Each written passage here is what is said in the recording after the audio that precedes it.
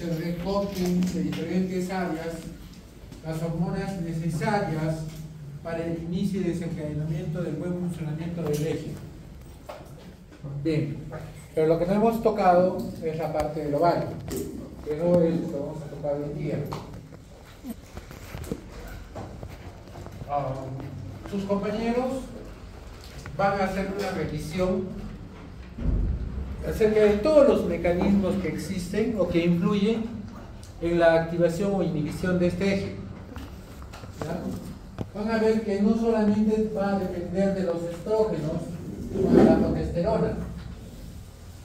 Existen muchas otras razones por las cuales el eje se puede inhibir o se puede estimular. Esta parte es muy importante para que nosotros sepamos cómo también podemos tener efecto negativo o activador por otras partes que no sean realmente o que no pertenezcan realmente a este.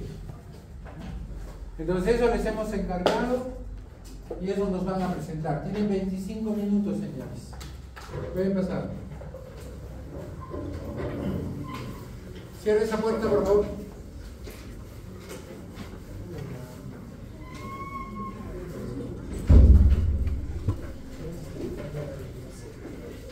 ¿Está bien?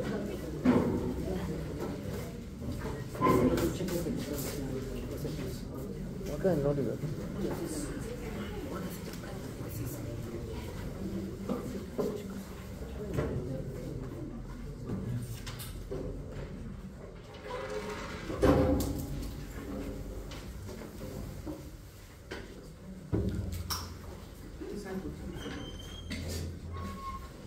Vamos a la mesa.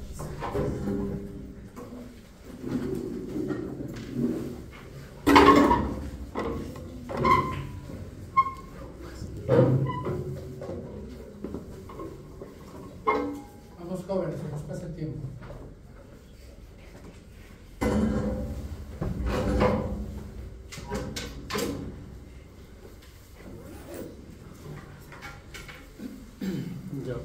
Doctor, buenas tardes, compañeros, buenas tardes. En esta oportunidad, continuando con las exposiciones, mi grupo y a mí nos toca el tema de factores relacionados a la acción estimulante y inhibitoria del eje hipotálamo y hipófisis ovario.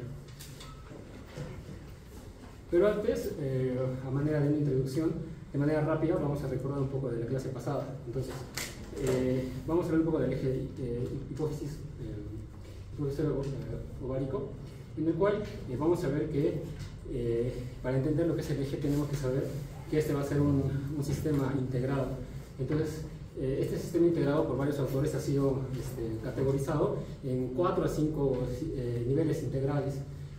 En este caso, el primer nivel integral vendría a estar dado por el sistema nervioso central, claro está, en el cual pues, van a liberar lo que son diferentes sustancias, pero entre las más importantes deberían ser las que son derivadas de las catecolaminas, en este caso la dopamina, el cual va a dar un efecto inhibitorio, y la noradrenalina, el cual va a dar un efecto estimulador. Entonces vamos a ver que ese va a ser el primer nivel del sistema integrado. Entonces luego vamos a pasar al segundo nivel de este sistema integrado que va a ser dado por el hipotálamo. Entonces es así que el hipotálamo va a generar lo que son, va a liberar lo que es la sustancia de la GnRH, que vendría a ser la hormona liberadora de gonadotropinas. Entonces este segundo nivel integrado, que vendría a estar dado por esta estructura, va a liberarse gracias a los que son los ventrículos, en este caso pues el ventrículo arcuato, el cual va a generar, que va a liberar esta hormona liberadora de gonadotropinas. Entonces es así que este segundo nivel va a pasar al tercer nivel, que vendría a ser el de la hipófisis, ¿no? Va a estimular este tercer nivel, que vendría a ser la hipófisis o adenihipófisis o hipófisis anterior. Entonces es así que en este nivel vamos a ver que van a liberarse diferentes sustancias, las cuales van a tener un efecto en el sistema reproductor, como vendría a ser la LH, que vendría a ser la hormona luteinizante, y la FSH, que vendría a ser la hormona folículo estimulante. Entonces es así que estas hormonas van a ser liberadas a lo que vendría a ser el torrente sanguíneo y van a estimular el cuarto nivel de integración, que vendría a ser el ovario. Entonces, estas hormonas, tanto la FSH como la LH, van a estimular la liberación de las hormonas esteroideas ováricas. En este caso tendrían estar dadas por el estrógeno, la progesterona y la inhibina, que en este caso la inhibina vamos a hablar más, mis compañeros van a hablar más adelante acerca de la función de esta. Y por último, tenemos que entender que tanto estas hormonas esteroideas ováricas van a estimular a un quinto nivel integrador. En este quinto nivel va a estar dado por el órgano efector. En este caso, ya hablamos de todo este eje y enfocándolo un poco a lo que es el ciclo ovárico, este órgano efector vendría a estar dado, o vendría a ser lo que es el útero, más específicamente pues el endometrio. Sí. Luego de haber recordado un poco la clase pasada, vamos a tener algunos mecanismos regulatorios. Entonces, todo va a comenzar como ya veníamos viendo por el sistema nervioso central. El sistema nervioso central va a liberar sustancias, las cuales, que dependiendo de cada una de estas sustancias, van a tener un efecto tanto estimulador como inhibidor, como ya veníamos hablando de la noradrenalina, la dopamina. Luego vamos a tener lo que vendría a ser el hipotálamo, el cual acá en esta estructura vamos a ver que va a tener un mecanismo autorregulatorio. ¿Qué quiere decir esto? Que tanto la hormona liberadora de gonadotropina va a tener la capacidad de autorregularse, tanto por mecanismos autocrinos o paracrinos. En tercer lugar tenemos la hipófisis o adenopófisis, la cual, como ya hemos visto en fisiología, va a tener lo que es una retroalimentación negativa o un feedback negativo, el cual nos quiere decir que si hay un aumento de las hormonas hipofisiarias, por ende esto va a provocar una reducción de las hormonas hipotalámicas. En este caso pues podría ser la reducción de la hormona liberadora de gonadotropina. Luego, estas hormonas esteroideas vendrían a ser, entre comillas, las más importantes de los mecanismos regulatorios, ya que tanto el estrógeno y la progesterona van a jugar un papel importante.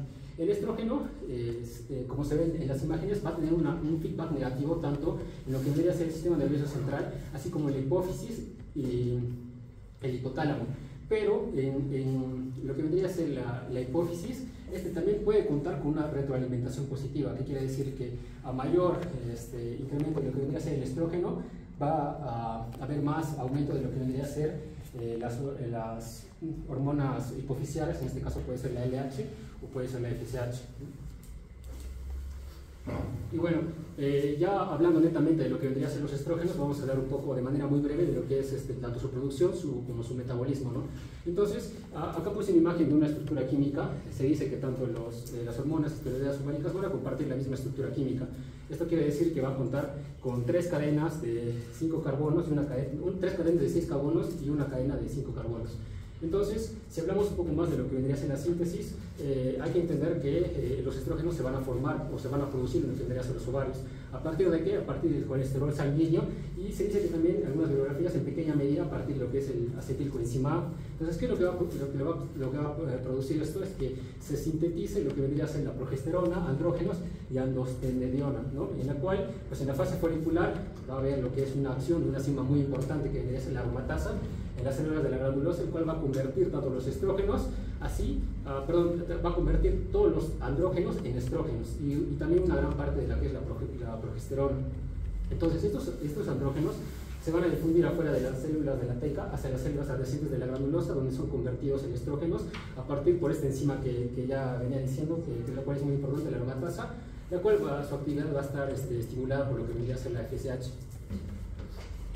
Entonces acá tenemos se podría decir un esquema de lo que se venía hablando anteriormente, de la interacción de las células foliculares de la teca y de la granulosa para la producción de los estrógenos. Entonces, en resumen, lo que quiere decir todo este gráfico es de que las células de la teca van a estar, se podría decir, bajo el poder de la LH, la cual va a producir lo que vendría a ser los andrógenos. Estos andrógenos se van a dirigir a lo que son las células de la granulosa, y es aquí donde los folículos maduros, gracias a lo que vendría a ser la FSH, van a estimular lo que es la acción de la enzima aromatasa. Por ende va a convertir todos los andrógenos a estrógenos, y bueno, este ciclo se va a repetir, ¿no? Según la demanda de la misma. Luego vamos a tener algunas funciones de los estrógenos. Acá en este cuadro puede encontrar las diferentes funciones de los estrógenos, pero se dice que la función principal es la de estimular la proliferación y el crecimiento de las células del cuerpo, lo que quiere decir el desarrollo de los caracteres sexuales secundarios de la mujer. Entonces, también... tienen que ceñirse referirse al tema que les he dejado. ¿Ya? Por favor. ¿Qué es lo que quieren ver sus compañeros? Y bueno, para terminar, lo que más importante de lo que resalta esta diapositiva es la retroalimentación que tienen los estrógenos. Entonces, como ya se venía diciendo, las hormonas ováricas van a ejercer una retroalimentación negativa sobre el hipotálamo y la hipófisis, reduciendo lo que es la secreción de la hormona liberadora de gonadotropina. Sin embargo, como ya dije, cerca de la ovulación, dependiendo del ciclo, los niveles altos de estrógenos pueden producir tanto una retroalimentación negativa, positiva, no solamente la negativa, sino que también puede producir una retroalimentación positiva, desencadenando así el pico de LH que va a provocar la ovulación.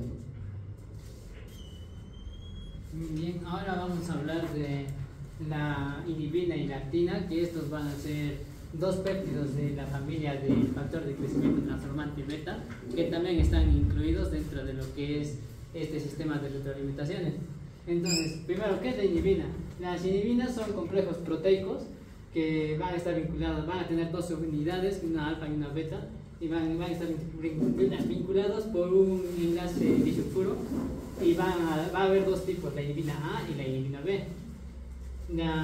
La inhibina A va a estar en un pico, se va a elevar más en lo que es la fase lútea, y la inhibina B va a estar más elevada en lo que es la fase folicular. Y la función principal de la inhibina es que se encarga de inhibir selectivamente a la FSH. En cambio, la activina también es otra glicoproteína que también es parte de la familia del factor de crecimiento transformante beta, y este, como dice su nombre, este ya también se encarga de hacer lo contrario, que se encarga de estimular la secreción del FSH. ¿Y cómo sería? Más o menos sería algo así.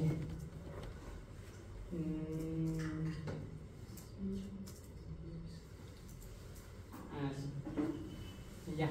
Entonces, como ya vimos antes, como nos estaba explicando mi compañero, el hipotálamo va a enviar señales a la hipófisis, y la hipófisis a través de la GnRH, ¿no? La hipófisis va a liberar lo que es la LH y la FSH.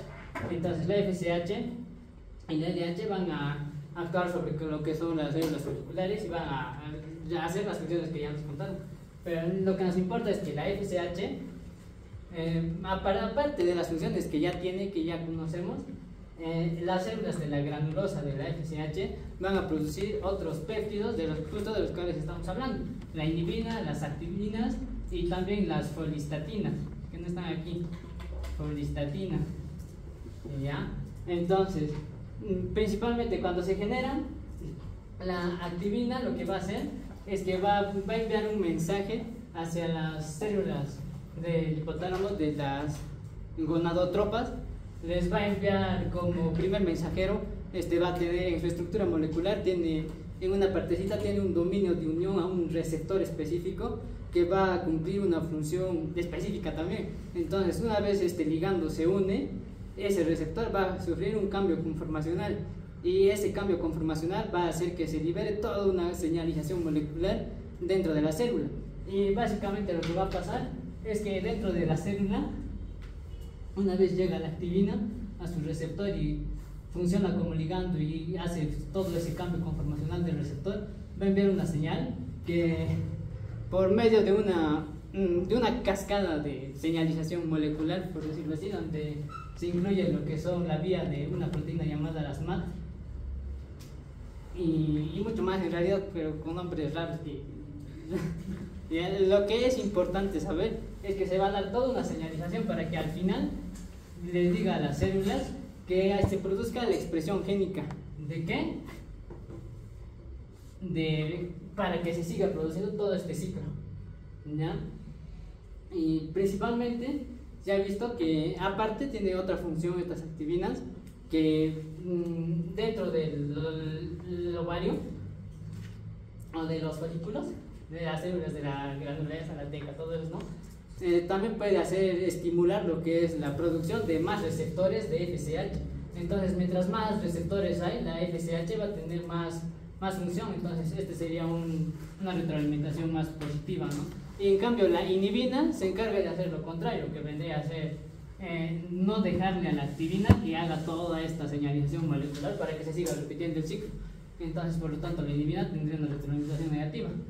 Pero entonces, si estas dos hormonas o estas dos proteínas se están produciendo simultáneamente cuando llega el FSH. Entonces, ¿cómo sé cuál va a ser su función, no? ¿La inhibina inhibe o la activina? Porque las dos se van a producir. Entonces, para eso está esta otra que se llama la folistatina, que va a estar unida a la activina, inhibiendo su función. Entonces, lo normal es que la folistatina esté inhibiendo a la activina y la inhibina esté inhibiendo todo este ciclo. Pero de la folistatina ya les van a hablar mis siguientes compañeros. Ya, hablando sobre la relación de las hormonas tiroideas en el eje patológico provisorio ovario, hay que saber que las hormonas tiroideas son vitales para el correcto funcionamiento del sistema reproductor femenino, tanto intervienen en el metabolismo y en el desarrollo de los ovarios o placenta. Pero ¿cómo se desarrollan las hormonas tiroideas? Lo van a hacer gracias a los receptores nucleares específicos. Estos receptores se van a encontrar en todos los tejidos, tanto ováricos, uterinos y placentarios, y son estos receptores que van a modular el desarrollo y el metabolismo de estos órganos. Generalmente el feedback que se encuentra acá mayoritariamente es positivo, y generalmente si es que vamos a tener alteración por exceso o por un nivel bajo de hormonas tiroideas, también van a afectar estas funciones en el metabolismo y el desarrollo de los ovarios, útero y placenta, generando así patologías que tengan que ver con infertilidad o problemas también con estos órganos, ¿no? Entonces vamos a ver que la T3 y la T4 van a estar estrictamente relacionados tanto con los estrógenos, prolactina y la liberación de la hormona liberadora de gonadotropinas.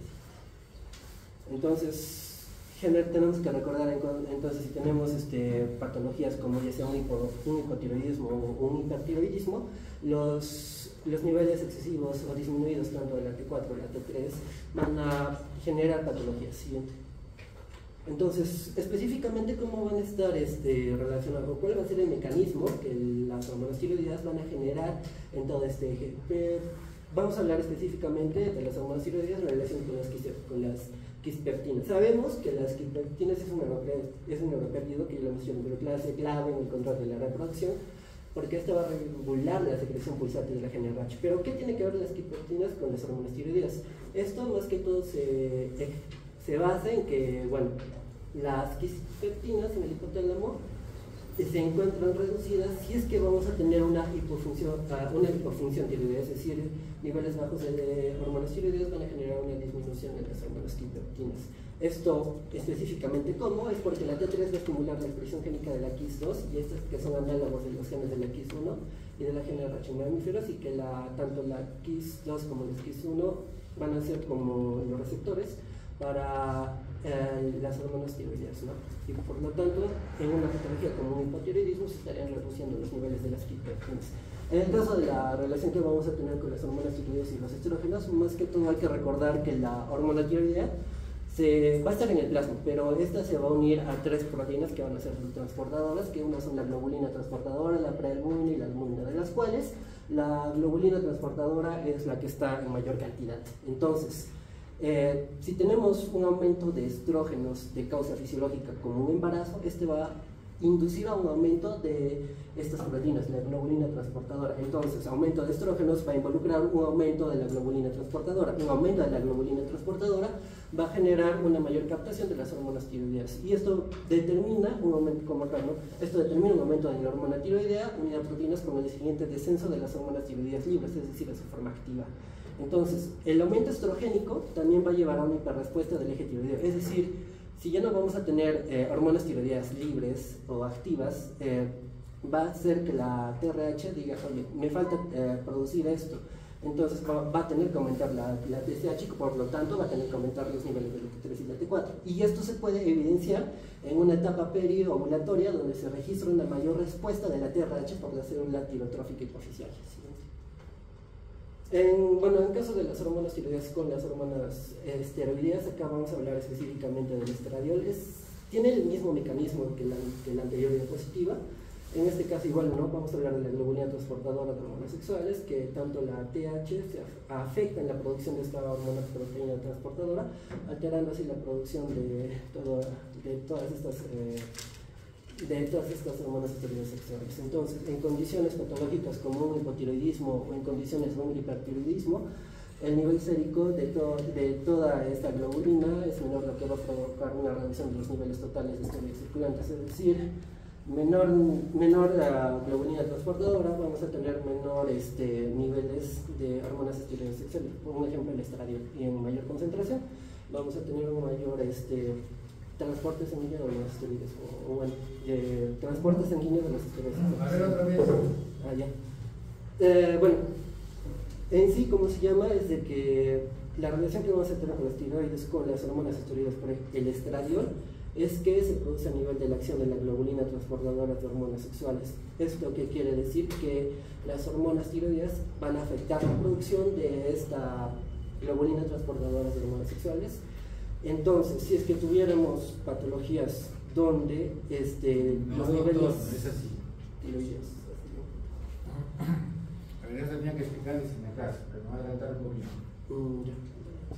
Las hormonas esteroideas y otras hormonas se transportan en forma libre a través de globulinas, a través de la albúmina, a través de la hormona globulina transportadora de esteroides sexuales.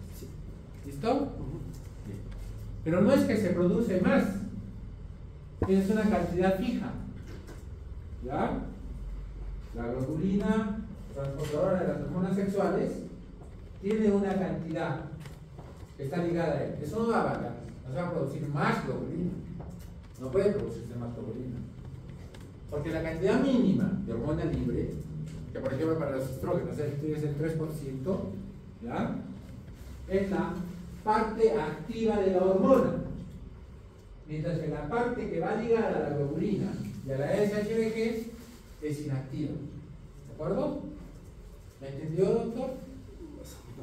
Ya. A ver, explique ahora. Bueno, lo que entendí es de que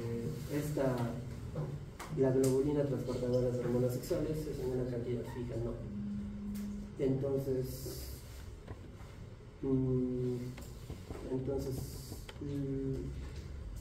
si tuviera, la relación que va a tener con las hormonas tiroides es de que estas estarían afectando esta producción de estas globulinas transportadoras.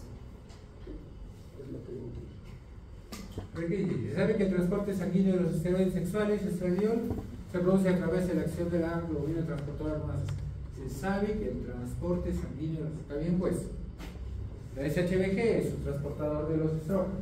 No tiene nada que ver.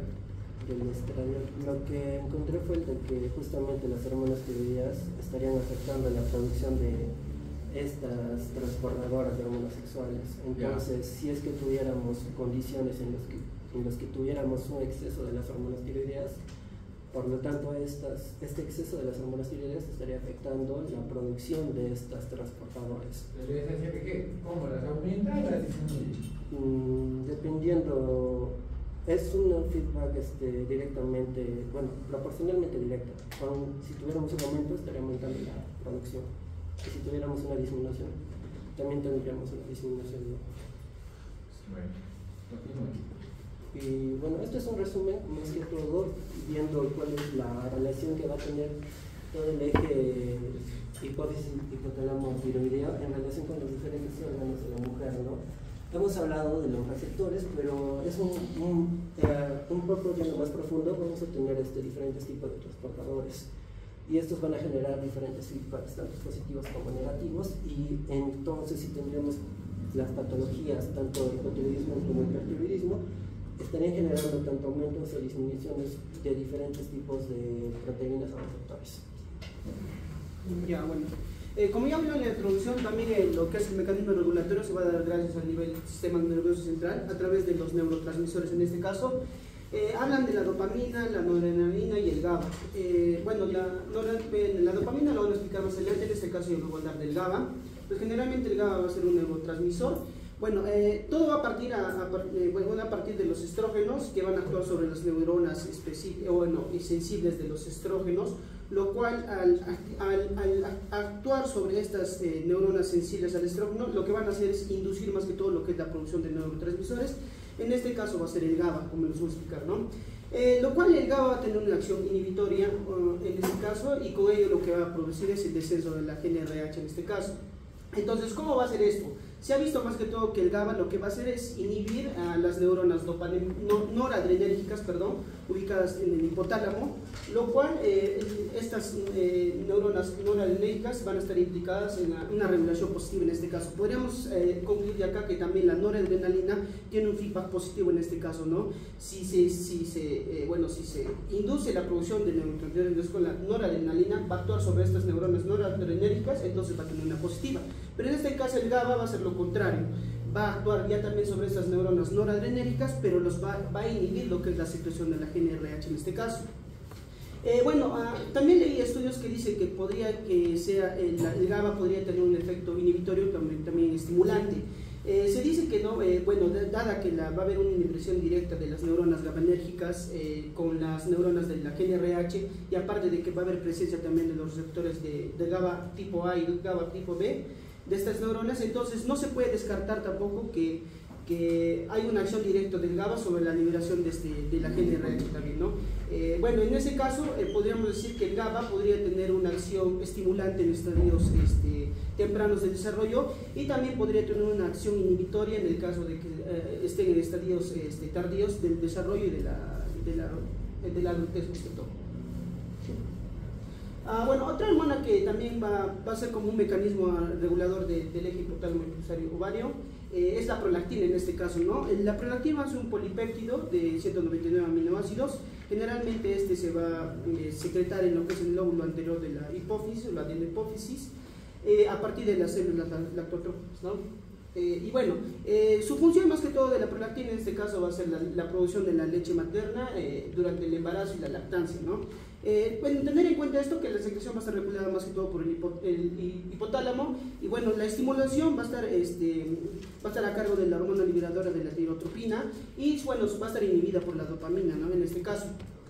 Más que todo para explicar todo esto, ¿no? La prolactina no se conoce más o menos cómo actúa exactamente la acción sobre el ovario, pero se dice que los niveles de prolactina no van a estar muy altos durante el ciclo menstrual, pero ahí dice que, lo que leí es que decía que cuando los niveles de hormona liberadora de tirotrina van a ser superiores durante la fase lútea, y también en la época media de la fase folicular, lo que puede hacer suponer que posiblemente con las cantidades elevadas de estradiol y progesterona podrían aumentar lo que es la producción de la prolactina.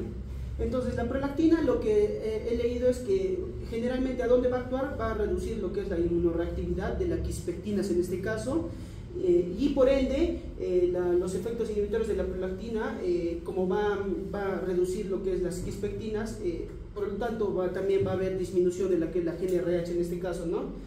Y por lo tanto va a haber también disminución de la LH y FH. Entonces es por eso que esta imagen lo dice, ¿no? Que generalmente cuando hay lactancia, lo que va a haber es la elevación de la prolactina. Por ende que la GNRH, la FSH y la LH van a estar disminuidos, y por ende es que va a ocurrir el proceso de lo que no va a haber anovulación y también lo que es amenorrea.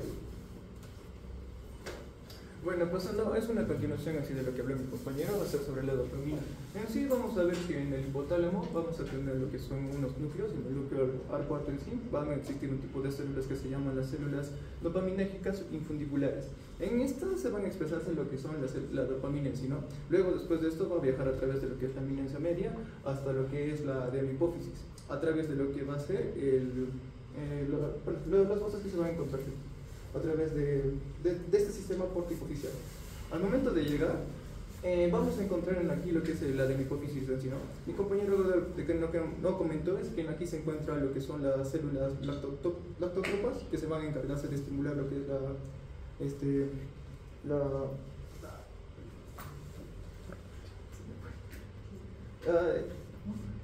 la prolactina, perdón. Estas células lactótropas van a encontrarse en sí unos receptores que se van a denominarse los receptores D2.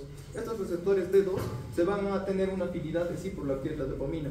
Es decir, que una vez que se produzca lo que es la dopamina, van a llegar a lo que son estos receptores D2 y se van a unirse, haciendo que se desactive que se desactive y no se produzca lo que es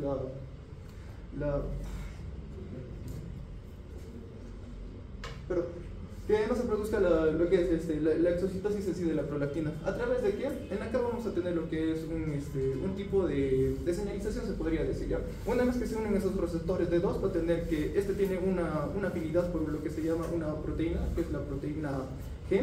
Esta proteína G en realidad va a tener canales, los canales de calcio. Al momento que se unen con esos canales de calcio, ocurre lo que es una exocitosis en sí en este sitio y hace que se produzca la prolactina. Pero ¿qué es lo que hace la dopamina? Hace que se disminuya la entrada de calcio en sí a la célula, haciendo que se inhiba en sí todo este proceso, y pues la dopamina desactivaría todos los canales en sí, ¿no? Pues también vamos a ver que la dopamina va a influir tanto en lo que es el líbido, el deseo sexual, y también lo que es la respuesta ovárica, ¿no? Ya que al momento de que se produce lo que es la inhibición así por la dopamina, esta va a tener una función en lo que es la GnRH, y pues como va a tener va a tener una acción sobre esta, mi compañero lo explicó, va a haber lo que es la amenorrea o una anovulación, ¿no? Ya que esta va a estar ligada a procesos que van a estar ligados con la LH y la FSH, ¿no? Ahora, la dopamina en sí va a modular lo que es la GnRH a través de lo que es la expresión de las quispectinas. Las quispectinas en sí se van a encontrarse también en el núcleo arcuato, y va a hacer que estos no se lleguen a expresarse, ¿no? Y va a disminuir en sí. Ahora también la prolactina va a estimular lo que es la actividad de las neuronas GABAergicas, y pues en sí también estaría no estimulando lo que es la GnRH. Y por último, todo este proceso en sí va a reducir lo que es la secreción de LH y la FSH a causa de que no va a haber un correcto funcionamiento de la hormona de la GnRH. Siguiente, por favor. Ahora vamos a hablar de lo que es el péptido similar a lo que es la galanina, que en sí se va a agregarse como GAL. Este es un neuropéptido que ha sido descubierto en el 99, hace poco, y también va a tener se va a producirse en lo que es el núcleo 4 del hipotálamo. Esta va a tener una similitud estructural con lo que es la galanina, que también es otra hormona, y su principal función va a ser regular los procesos neuroendocrinos. Pues en realidad también va a estar ligado a lo que va a ser la leptina. La leptina va a ser una hormona producida en los adipocitos en sí, y va a regular lo que es en procesos metabólicos en sí, ¿no? Ahora, en el momento de que el GAP va a ser como que algo positivo para la GnRH, ya que va a ayudar a una modulación, va a ayudar a que se libere más, haciendo de que la LH y la FSH se produzcan, ¿no? Y así produciéndose los picos que vimos en la anterior clase.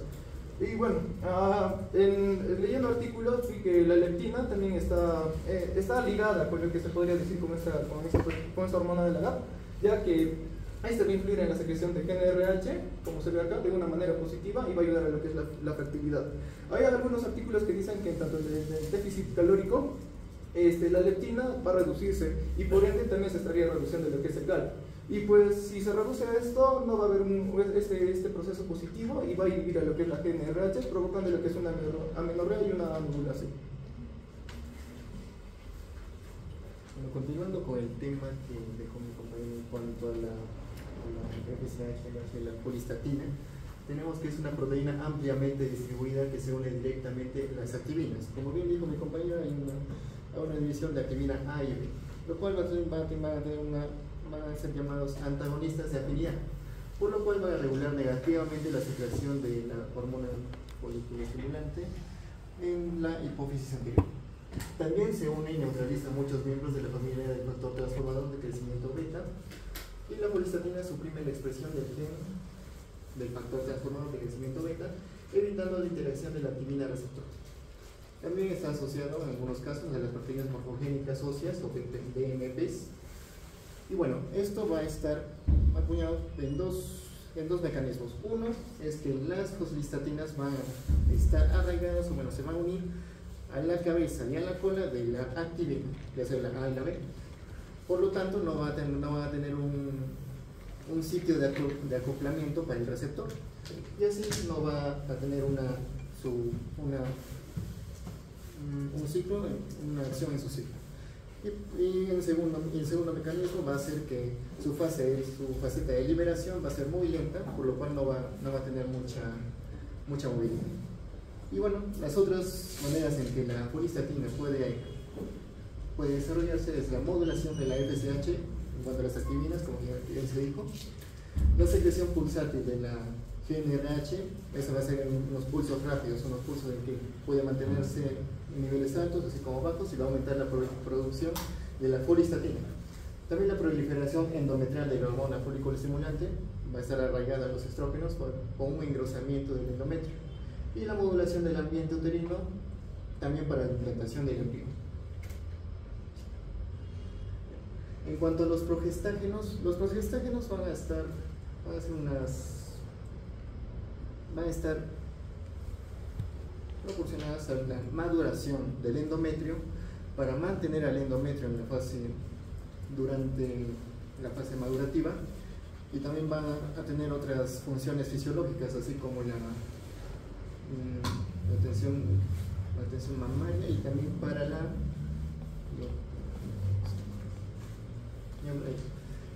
el más importante producido por el ovario es la progesterona, siendo sus niveles plasmáticos variables en la fase folicular, ya sea de 0,9 nanogramos por mililitro, en la fase lútea de 20 a 40 miligramos al día, y también las suprarrenales producen una pequeña cantidad de progesterona. Esto como en algunas fases que vamos a estar explicando en este momento. Bueno, empezando con las hormonas hipotálamo-hipofisiarias, la FSH y la LH, que van a estar producidas en el ovario y también para su desarrollo en el cuerpo amarillo para la progesterona. Van a estar desarrollándose en la segunda mitad del ciclo menstrual y en la placenta en el tercer mes, si es que se desarrolla un embarazo.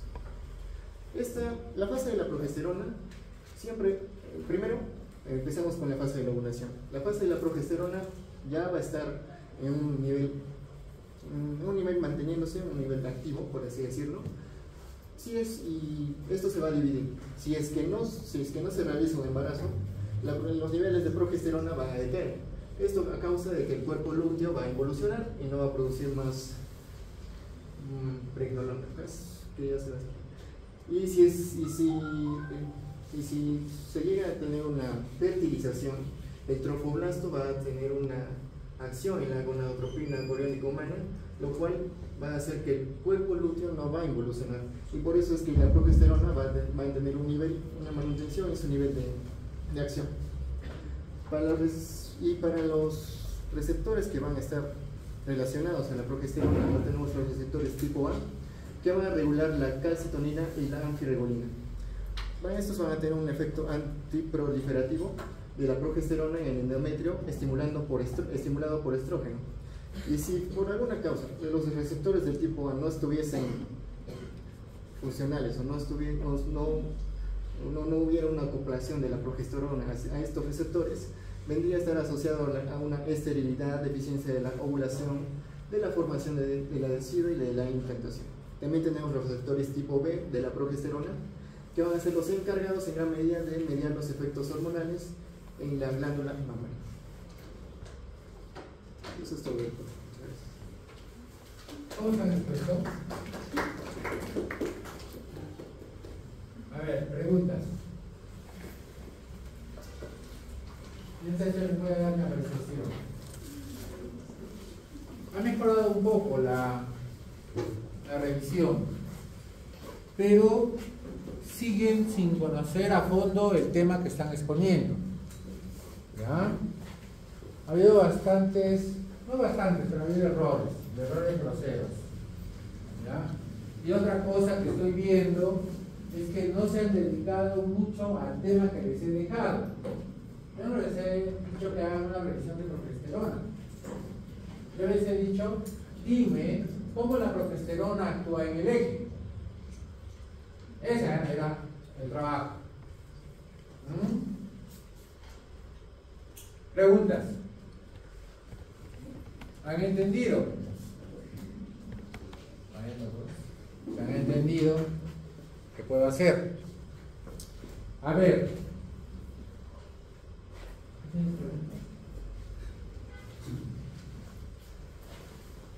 ¿Cómo actúa la progesterona en el eje? A ver. ¿Quién ha puesto? ¿Tú, no? ¿Cómo actúa la progesterona en el eje?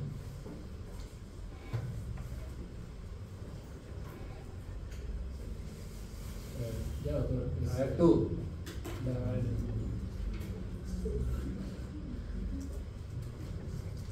Responde.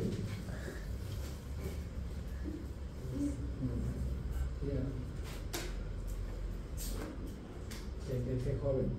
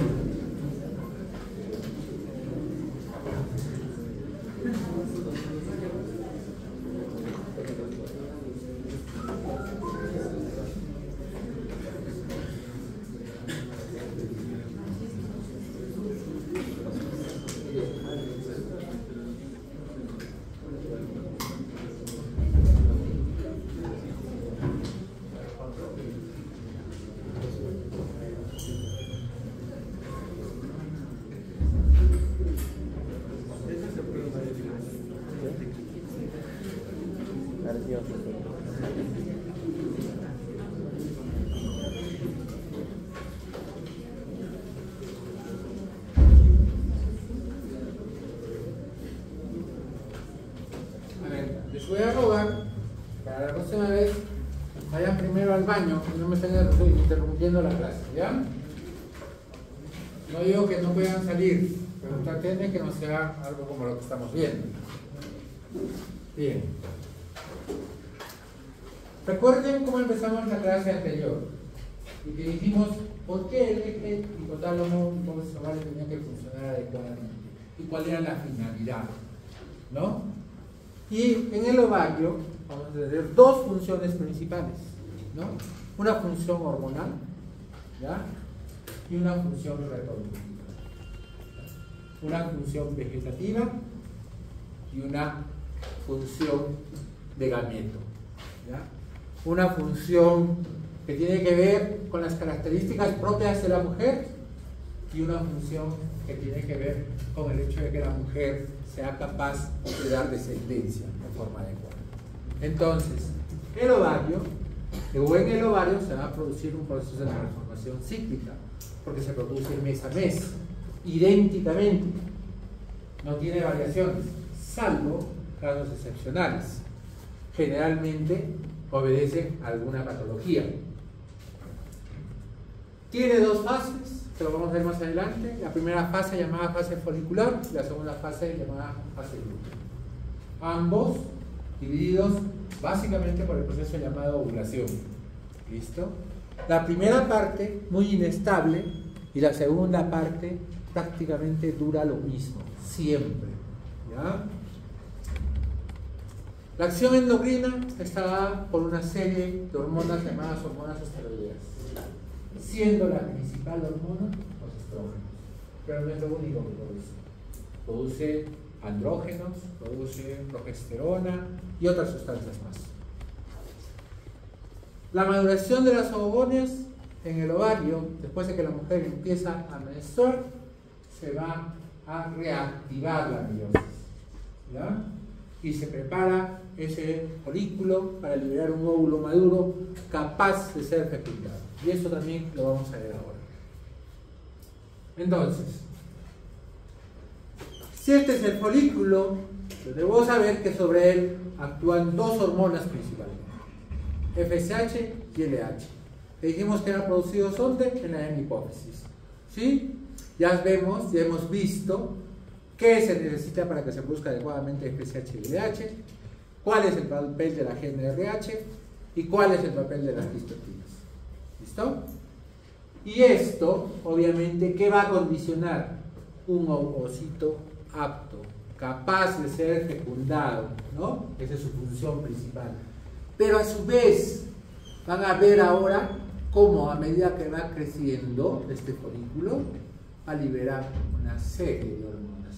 Como les decía, siendo la principal el estradiol, que es parte de los estrógenos.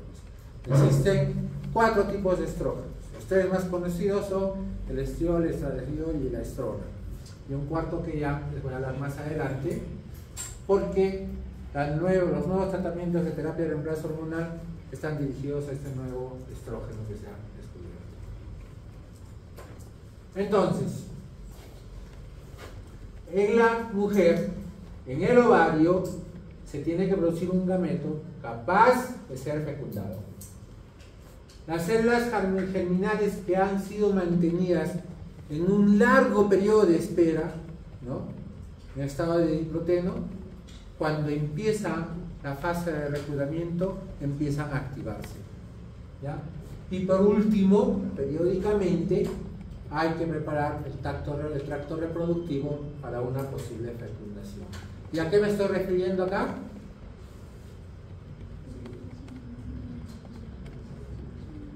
¿Cuál es la consecuencia de todos estos cambios? ¿Qué es lo que se prepara? El endometrio. ¿Ya? El endometrio. Entonces, les presento al ovario de ustedes, que les apuesto que no conocen la mayoría de mujeres, y deberían conocerlo. Bien,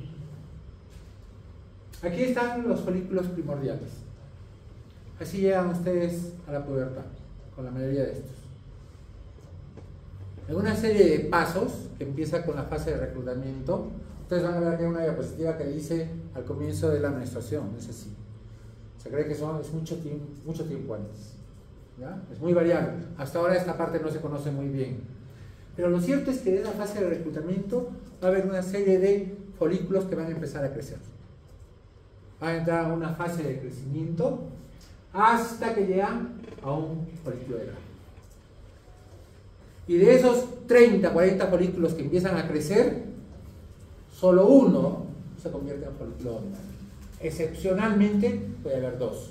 Generalmente, cuando yo hago un proceso llamado hiperestimulación ovárica controlada, ¿ya? Espontáneamente, hasta dos, ¿no? De repente, por ahí hemos visto en forma natural quintillizos, cuatrillizos, ¿no? Son casos excepcionales. Pero generalmente, nosotros estamos hechos para fabricar un solo folículo maduro, un solo folículo de grano. Y una vez que este se forma, mediante una serie de mecanismos que se los voy a explicar también más adelante, se produce la lisis, la explosión, aunque en realidad no es una explosión, y liberación del ovocito. ¿Ya? ¿Para qué? Para que sea fecundado.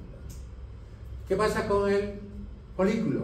El folículo sí va a sufrir un proceso de apoptosis que va a terminar en una degradación, con la formación del cuerpo amarillo y posteriormente la formación del cuerpo adulto.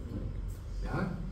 Entonces, las células germinales que contienen el ovocito interaccionan con las células somáticas que están en el folículo.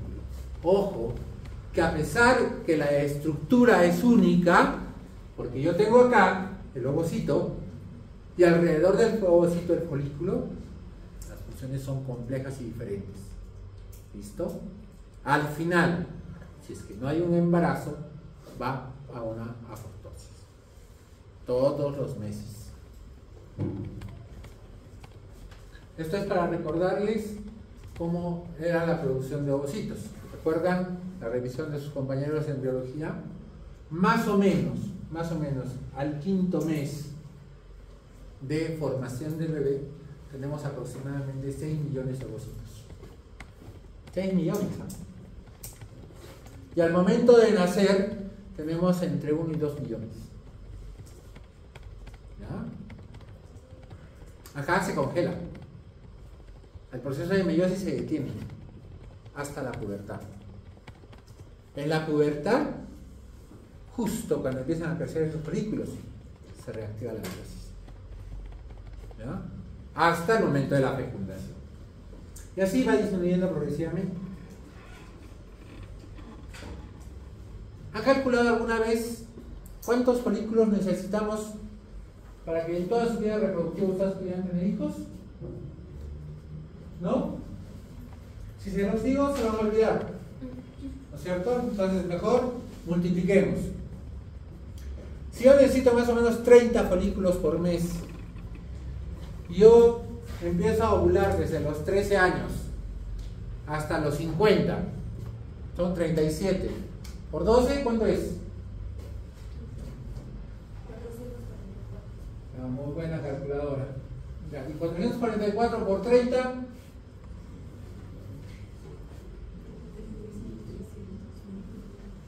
¿Cuánto sale? 12.000 y tantos, ¿no? Ya.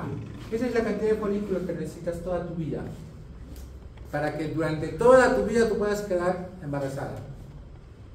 Entonces, si acá tienes más de 300.000 o 400.000, pues tienes eso. ¿Ya? ¿Qué cosas son importantes que yo nunca debo olvidar? Y esto es para que ustedes revisen, ¿eh? El OMI es el que inhibe la meiosis. ¿Ya? ¿Qué es OMI? Inhibidor de la maduración de los ovocitos. ¿Ya? La diacinesis, que es el penúltimo paso de la meiosis 1, tiene lugar poco antes de la ovulación. Vean dónde se reactiva. ¿Ya? La metafase es importante, ¿por qué? ¿Qué es lo que yo debo recordar? Porque los cromosomas se colocan en el plano ecuatorial del huso. ¿Ya? Y la anafase, los cromosomas se separan, pero no son iguales protoplasmáticamente, llevándose uno la mayor parte del protoplasma en vitelo y se forma el primer corpúsculo polar. Ahorita yo les voy a mostrar una diapositiva para que vean cómo es esto. Entonces, si yo reviso la meiosis, ¿no es cierto? Yo sé que hay profase, metafase, anafase, telofase. ¿Sí? ¿Recuerdan eso? De la profase, lo que me interesa es esta parte. Y estas partes también, porque esto es como yo sé cómo se reparte la carga genética. En los ovocitos tipo 1, la profase, en estadio de diploteno, es como yo voy a detener a los ovocitos al momento del nacimiento. ¿Listo? En esta fase. Así se queda hasta que viene la estimulación folicular o crecimiento folicular. La maduración ovogonal o génesis, ¿ya?, tiene por objetivo reducir el número de cromosomas a la mitad. Y eso también ya lo vimos en la clase anterior, ¿cierto? Porque recuerden, préstenme un plumón, yo tengo carga 46N, y si me voy a repartir en cada hija 46N, pues voy a tener 69 en la siguiente, y eso se llama trisomía, perdón, se llama triploidía. ¿Ya? Entonces, en la primera división meiótica, yo tengo un 2N, mis primeras, recuerden que las primeras me va a dar 4 células, ¿verdad? Las primeras 2 tienen que tener una carga N. O sea, el objetivo de esa primera división es reducir la carga genética. Y acá lo tienen. Vean. Se reinicia la mitosis, tengo carga 2N, tengo el ovocito primario con 2N. ¿Se acuerdan dónde estaba el ovocito primario, no es cierto? Acá. ¿Ya?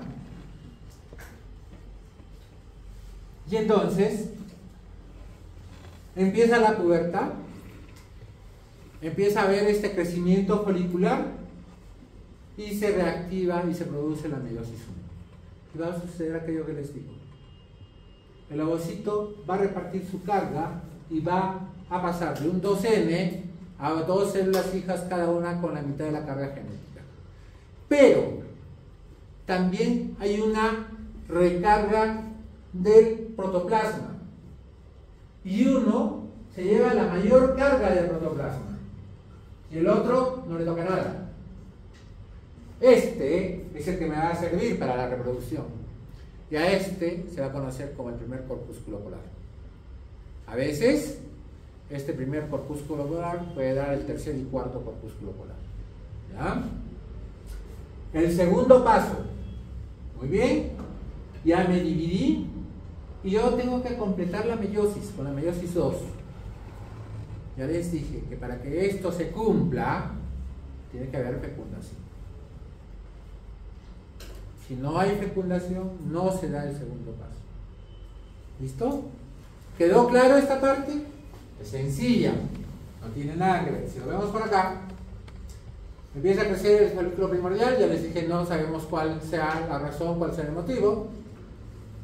El folículo primordial se cree que puede estar influenciado por diferentes sustancias. Uno de ellos Como no lo conocemos, le llamamos el stem cell, ¿no es cierto? O célula totipotencial, que nosotros tenemos bastantes de estas en la médula ósea. ¿Ya? Y se produce lo mismo que está viendo acá, solo que es un paso diferente en el sentido de que ustedes ven acá que se produce la pubertad, el folículo primario empieza a crecer, o empieza a ser reclutado, y luego empieza a crecer, a madurar, se produce la ovulación del cuerpo lúteo. En la segunda meiosis, ¿ya? Como les dije, solo ocurre si el óvulo es fecundado, ¿ya? También da dos células hijas, ¿no?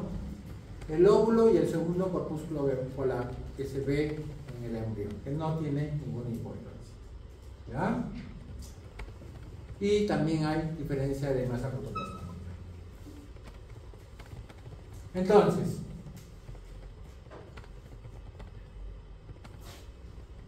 más o menos a la sexta semana se produce el bulbo olfatorio. Estamos hablando del embrión. A la novena semana se forma el hipotálamo. Y esto también lo vimos en la clase de embriología. Más o menos a la semana 12 se secreta FSH y LH en el embrión. Pero este es inhibido por la placenta, ¿ya? Y no puede ser secretado. Este es un diagrama para que vean cómo evoluciona y madura los ovocitos hasta el momento del nacimiento. Les voy a subir una lectura donde está esto para que ustedes lean esta parte. Bien, entonces recordemos. Entonces sí hay GNRH, pero no hay pulsatilidad. ¿Sí? Empieza a producirse la pulsatilidad de la GNRH. ¿Ya? Y principalmente yo voy a evidenciar esto por pequeños cambios que se van a producir en la niña. Aparece el botón mamario, aparece el crecimiento del vello pubiano, aparece ciertos caracteres sexuales secundarios que son más finos, ¿no? Y esto va incrementándose a medida que va pasando el tiempo. De tal manera que la LH ha aumentado su amplitud 10 veces. ¿Ya? Y la FSH 2 veces. Y este aumento de LH, que al inicio solo era durante el sueño, cuando se producía este aumento, ahora se empieza a producir durante el día y durante la noche. Entonces, ¿qué pasa acá? Primero que nada, los pulsos se hacen diurnos y el aumento de estradiol es más prolongado. Y si yo tengo un aumento prolongado de estradiol, voy a estimular el pico de LH. Hay un aumento de los receptores de la GNRH y la hipófisis. Ya han visto cómo actúan los estrógenos y la progesterona a nivel del eje. Y si no lo han visto, me han preguntado. Pero yo les voy a recordar. Y hay un efecto de inducción de la GNRH sobre la LH. ¿Ya? Interesante, ¿no? Vean. Si nosotros tenemos en cuenta que el promedio de menarquia es 12.7, más o menos, ¿ya? 13 años para acá, para el curso, ¿ya? Y luego de eso, el estradiol más o menos se cree que alcanza un pico apropiado para ovulación más o menos al año. Entonces, yo sé que las primeras menstruaciones de esta paciente van a ser anovulatorias. Y si son anovulatorias, tienen características propias. Como por ejemplo, no tienen dismenorrea o no tienen dolor menstrual. Y si ustedes recuerdan, eso pasó con cada uno de ustedes. Requisito para que haya dismenorrea es que la paciente tenga ovulación. ¿Ah? En este momento puede haber una retroalimentación negativa sobre el eje hipotálamo inductor. O sea, que para que el estradiol tenga un efecto de retroalimentación negativa, este tiene que alcanzar un pico europeo. Se sabe que es más o menos de 200 picogramos por espacio de por lo menos 36 horas.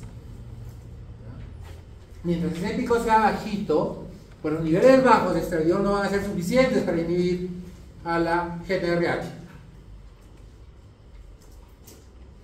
La retroalimentación positiva sobre el eje aún no ha sido establecida, por lo que la ovulación es infrecuente. ¿Listo? Solo cuando yo tenga ciclos ovulatorios sí voy a tener una retroalimentación negativa. Esto ocurrirá con el pico de LH inducido por los estrógenos y ahora sí se produce la ovulación. Y nosotros ya lo vimos este cuadro, ¿verdad? Ya vimos este cuadro, hicimos una correlación un poquito diferente del otro cuadro, ¿no? Cómo va la FSH, su pequeño pico, ¿no? Y cómo se comporta en la fase luna. Y la LH dijimos que iba bajito, 36 horas antes se elevaba, hacía un pico altísimo, se producía la ovulación 36 horas después, para después mantenerse casi estable y disminuir cerca al inicio de la siguiente menstruación. ¿Por qué creen que la FSH y la LH bajan al final? Porque van a tener una retroalimentación positiva sobre el eje. Mientras que yo, cuando tenga niveles de FSH altos, voy a tener una retroalimentación negativa. Cuando tenga niveles bajos, va a decirle al cerebro, oye, no tengo cómo estimular los folículos, ¿no?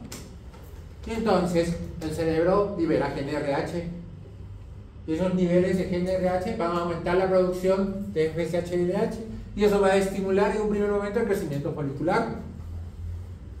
¿Ya? ¿Y qué pasa con esa pregunta? Les hago toda la vida falla. Yo les pregunto, ¿dónde actúa la inhibina?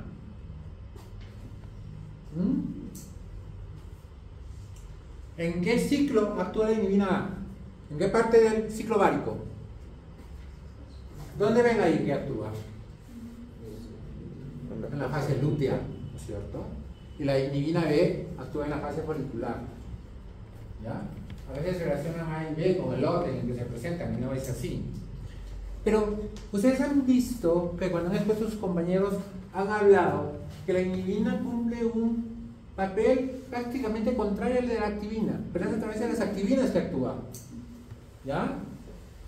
¿Y qué fase predomina? ¿La inhibitoria o la estimulante?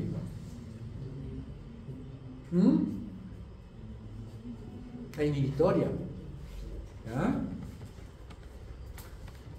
Vamos a ver dentro de poquito que cuando actúa la FSH sobre el folículo va a inducir a la producción de estrógenos, pero principalmente actúa en la producción de receptores de estrógenos.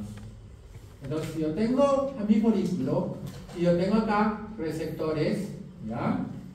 Para que actúe aquí el estradiol,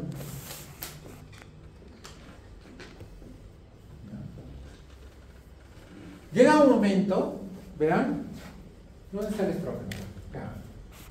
El estradiol empieza a elevarse, y poco antes de la ovulación, mucho más antes del pico de LH, empieza a caer. Entonces, miren, el estradiol aumenta las primeras fases del ciclo por estímulo de la FSH. Y este estimula la presencia, crecimiento y aparición de receptores para estradiol. Pero eso no se da en todos los folículos.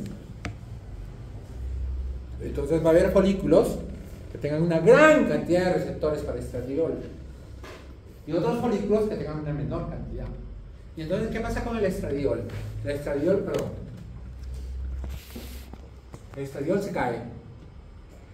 Y si el estradiol se cae, la cantidad de estradiol, el FSH se cae, el estradiol empieza a disminuir. Pero al disminuir ese estradiol se hace escaso, ¿no? ¿Y qué pasa cuando algo está escaso? ¿Qué hacemos? ¿Se acuerdan de la epidemia de COVID-19?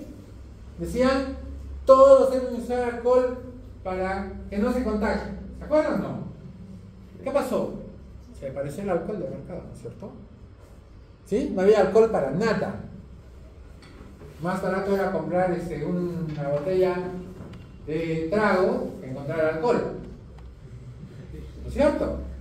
Eso pasa lo mismo pasa acá. Empieza a escasear el estradiol y aquel que tiene la mayor cantidad de receptores para estradiol, ese sigue creciendo. Y los otros se van a la crece. ¿Entienden? Y es así como aparece el folículo dominante. Y es así como este va a crecer y va a madurar, y por eso se va haciendo una selección natural y va a madurar el mejor folículo desde el punto de vista genético. ¿Ya? Bien. ¿Qué es la hormona antimuleriana? La hormona antimuleriana es una glicoproteína dimérica. ¿Qué hace? Limita el crecimiento folicular, inhibe el reclutamiento de folículos primordiales y disminuye la sensibilidad a la FSH de los folículos en crecimiento. Esas son sus tres funciones. Si no hubiera hormona antimuleriana, todos los folículos empezarían a crecer. Y eso no podría darse, porque en los primeros ciclos se les sacaba todos los folículos. ¿Ya? Entonces la hormona antimuleriana hace de que no se desarrollen todos los folículos. Y en determinado momento hace que la sensibilidad que tenía el folículo a la FSH desaparezca, se pone como un escudo para que no actúe FSH, no estimule más el folículo. ¿Ya? Y por último, inhibe el reclutamiento de folículos. Bien. Cuando yo hago infertilidad, y mi paciente viene una paciente de 40, 41 años, la primera prueba que le pido es un recuento folicular ecográfico al tercer día de la menstruación. Porque quiero saber cuántos folículos tiene mi paciente para ir a un tratamiento de infertilidad. Y la otra prueba que hago es hormona antimuleriana. Entonces, una paciente que tenga una buena cantidad de folículos, que tenga buena capacidad de todavía tener una buena función reproductiva, ¿cómo creen que está la hormona antimuleriana? ¿Alta o baja? Alto. Así es. Mientras que una paciente casi no tenga folículos, entonces en ella la hormona antimuleriana va a estar baja, por esto que les estoy mencionando. Y la inhibina, igual, ¿no? Miren, glicoproteínas diméricas, todas estas tienen la misma conformación, todas pertenecen al grupo del factor de crecimiento transformante beta. ¿Ya? Las inhibinas, acción, retroalimentación a nivel de lipólisis donde regulan la secreción de la FSH. ¿Ya? Entonces, ya les dije que la inhibina A actúa en la segunda fase del ciclo. ¿Sí? Está producida por los folículos reclutados. Domina la fase lútea. Su máximo valor se produce en la fase folicular temprana. Fase folicular temprana. Pero actúa en la otra fase. ¿Ya? Y su papel está dado principalmente por la supresión del aumento de FSH. Y la inhibina B, esta ya no es producida por los folículos que se reclutaron, sino por los folículos que están en crecimiento. ¿Ya? Pero domina la fase folicular. En síntesis, las inhibinas alteran la síntesis de FSH mediante la unión competitiva a los receptores de activina de tipo 2 en presencia del receptor de factor de crecimiento transformante beta de tipo 3. En otras palabras, compite con el estradiol por los mismos receptores. ¿Ya? Espero que me estén entendiendo. Es un cuadro para recordar dónde actúan cada una de las inhibidas. ¿Ya? Y las activinas, ¿qué son? Lo mismo. Son glicoproteínas diméricas, ¿ya? Pertenecen a la misma familia, al igual que las inhibinas tienen una subunidad única alfa y una subunidad beta, que es alfa y beta, por cierto. ¿Ya? En el caso de las activinas, son producidas en el ovario, en la pituitaria, en la placenta, entre otros. ¿Qué hace la activina? Incrementa la función de la FSH. Una función contraria a las inhibinas. ¿Ya? Y entonces, ¿por qué las inhibinas entonces, si actúan a través de las activinas, cómo ejercen acción? Inhiben a la activina. ¿Ya? Inhibe la aromatización. ¿Para qué sirve la aromatización? ¿Para qué, doctora? Muy bien, doctora. Muy bien. Entonces, la falta de activina durante el desarrollo resulta en defectos del desarrollo neural. Las activinas señalizan a través de complejos de serianreolinanquinasas, receptores de tipo 1 y tipo 2, para aumentar la transcripción del gen de las unidades FSH. Entonces, ¿de qué depende el desarrollo del primer folículo? Tampoco lo sabemos claramente. No es que viene FSH y hace crecer el folículo. No. Esta es otra parte que no conocemos. Algunas teorías dicen que estaría muy relacionado con las células productoras de GNRH que tendrían una determinada pulsatividad, un pulso por hora, que eso sería el factor que indicaría el inicio del crecimiento folicular. No lo sabemos. Otros dicen que habría un equilibrio en la secreción de la hipófisis de FSH y LH. Otros dicen que estaría dado por la mayor vida media de la FSH versus la LH. Y otros dicen que habrían otros elementos celulares en los ovarios que se encargarían de producir el crecimiento folicular. Lo cierto es que cuando nosotros decimos viene FSH para que produzca crecimiento folicular, estamos pasándonos un gran paso, que no lo comprendemos muy bien aún. Pero al final, el crecimiento folicular se da. ¿Listo? Y entonces, el folículo va a pasar de un folículo primordial a un folículo primario, secundario, luego aparece el folículo antral y por último el folículo de relajo preovulatorio. ¿No es cierto? ¿Y qué es lo que caracteriza estos? Por ejemplo, los folículos preantrales y antrales son ricos en enzima 5-alfa reductasa. ¿Y para qué me sirve esto? Porque va a producir más androstenediona y testosterona, que como vamos a ver, son la parte primordial, ¿ya?, en la producción de andrógenos. ¿Ya? El folículo dominante es capaz de secretar grandes cantidades de estradiol debido a los niveles de CYP19. Recuerden que este CYP pertenece a la proteína P450. ¿Ya? Y hay varios acá. CYP17, CYP18, 21. Pero el CYP19 es el que más me interesa porque se va a generar la aromatasa, que como vamos a ver es la enzima primordial para la conversión de andrógenos a estrógenos. ¿Ya? Y acá, muy bien digo, son los andrógenos principales. ¿Ya? Entonces, en la fase folicular, por una serie de mecanismos, yo he tenido que se libera gran cantidad de FSH, ¿no? Ahí tienen las razones: bajan los estrógenos, baja la inhibina A, ¿no?, aumenta la secreción pulsátil de la GNRH. La cosa es que la acción sobre la hipófisis es secreción de FSH. ¿Y FSH qué me hace? Me produce todo este proceso. ¿Ya? Muy bien, continuemos. ¿Qué yo debo saber? Que la fase folicular tiene tres etapas importantes. La fase de reclutamiento, que como les decía, en esta diapositiva dice de 1 a 4, luego les voy a presentar otra diapositiva que ya varía este concepto. Y que la FSH conduce al reclutamiento de una corte de folículos.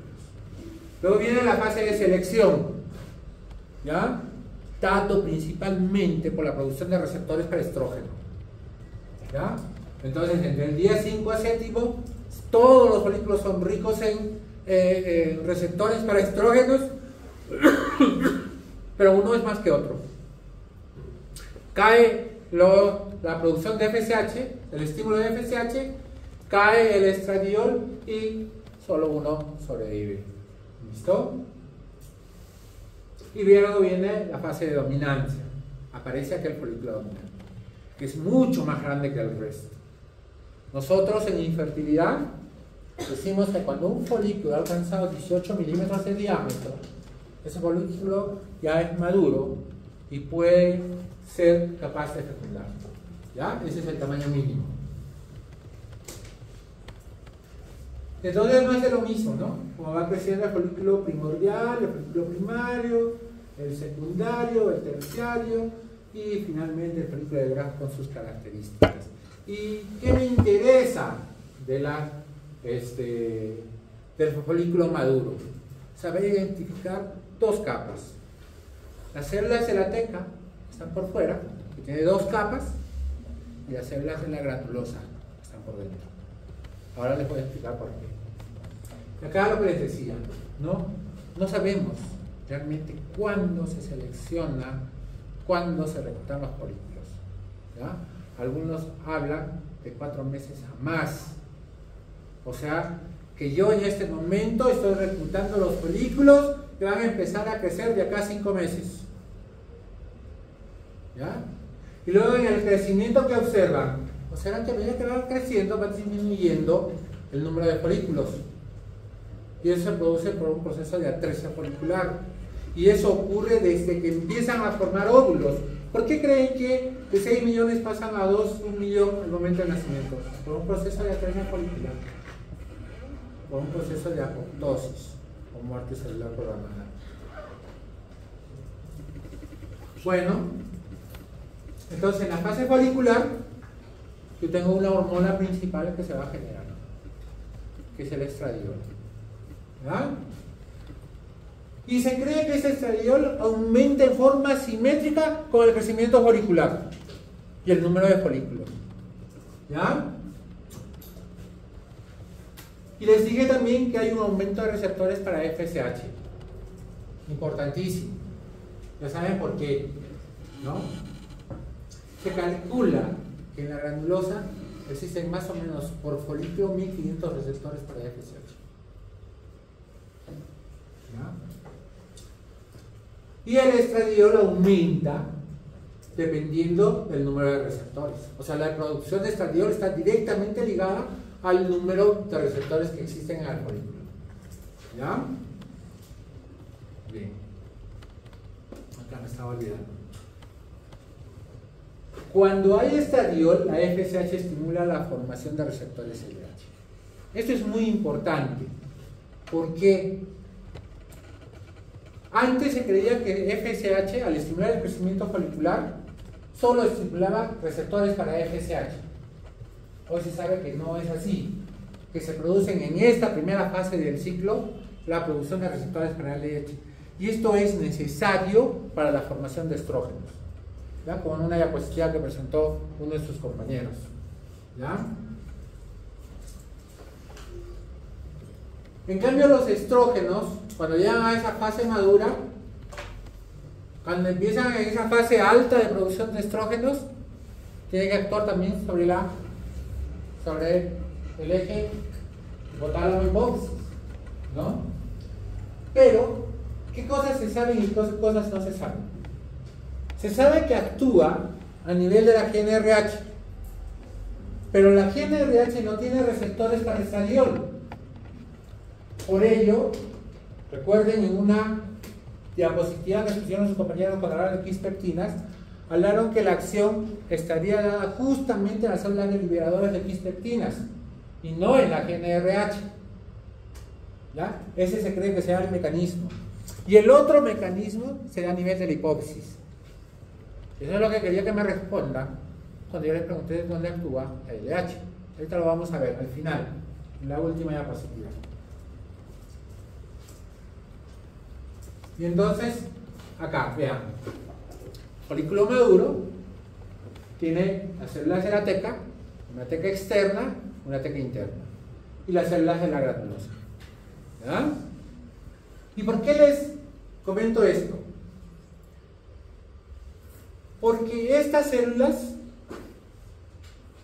tienen dos funciones diferentes, sobre las cuales actúa una determinada gonadotropina. En las células de la teca, la LH, y en las células de la granulosa, la FSH. ¿Ya? Y acá les muestro. Y esta diapositiva también la mostró su compañero. ¿Ya? Todo se origina con el colesterol. Todo. ¿Ya? Si no hay colesterol, estamos fritos. Entonces, ¿qué pasa con el colesterol? Ingresa, actúa su intermediario secundario, que es el AMP cíclico, y se va a producir pregnenolona. Y la pregnenolona va a producir a progesterona. Vean, estamos hablando de la primera fase del ciclo, ¿no? Digamos que la progesterona se produce al final. Y la progesterona se convierte en andrógenos. ¿Ya? Puede ser androstenediona, puede ser sulfato de dihidroepiandrostenediona, ¿no? Cualquiera. Depende de qué enzima actúa. ¿Ya? Pero no tiene la enzima necesaria para convertir esos andrógenos a estrógenos. ¿Ya? Entonces, lo que yo necesito son estrógenos. No necesito andrógenos. Y entonces los estrógenos se forman cuando esta molécula de andrógenos pasa a la célula de la granulosa, ¿ya? Y ahora sí actúan receptores ya no solamente de LH, sino actúan los receptores de LH y de FSH. ¿Y FSH qué tiene? Tiene la aromatasa. ¿Se acuerdan que hablamos de la aromatasa? Y esta sí convierte los andrógenos a estrógenos. ¿Ya? Paso fundamental en la formación de los estrógenos y de algunas patologías como el síndrome de ovario poliquístico. ¿Ya? Entonces, ¿hasta acá me han comprendido todo? ¿Quieren que repita algo? Bien. Esperen. Entonces, ¿cómo es que se libera LH? Para yo producir LH, ¿qué dije que tenía que tener? Estradiol, ¿no es cierto? Estrógenos. Pero altas dosis. ¿Ya? Altas dosis. Más o menos 200 picogramos por mililitro. Entre 36 y 50 horas. Esto es necesario para que yo libere el pico de LH. ¿Ya? Y una vez que se libera el pico de LH, ¿ya? Entonces, más o menos 36 horas después de ese pico de LH, se va a producir la ovulación. ¿Listo?